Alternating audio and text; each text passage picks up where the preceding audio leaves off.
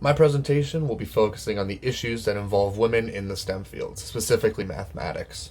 The mathematics field is notoriously male dominated and has been one of the hardest fields for female representation to emerge. In the United States, less than 30% of all doctoral degrees are earned by women, and over the course of 10 years, 2006 to 2016, women math and statistics doctoral degrees became more infrequent, dropping from 29.6% to 28.5% in those fields.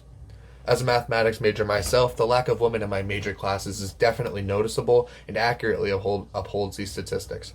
However, we cannot blame women for not wanting to enter the field, because it is inherently designed against their favor. Starting with the paid gap, women in mathematics make a median salary of $70,000 in comparison to the male median $81,000. This is in many ways due to the fact that women in all STEM, including mathematics, have a significantly more difficult time advancing their careers, so that they may hold higher and more important positions. Their names aren't even brought up in the conversation for promotions, unless they've so much so separated themselves from the rest of the competition that it would be insane to choose anybody else.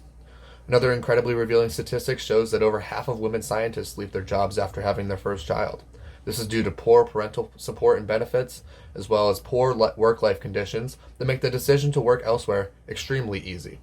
All of these things obviously need to change, and after some research, here's how I suppose we do so.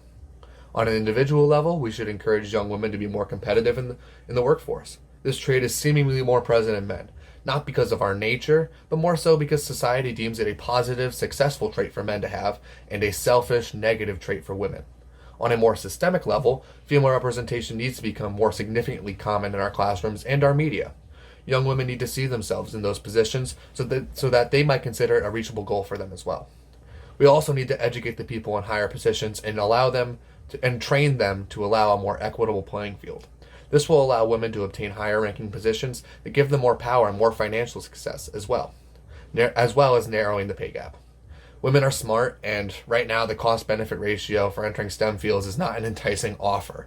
Our job moving forward is to make that more enticing, because as more and more women enter that STEM field, it will continue to give our youth a more diverse representation and ultimately continue the growth at a more and more rapid pace.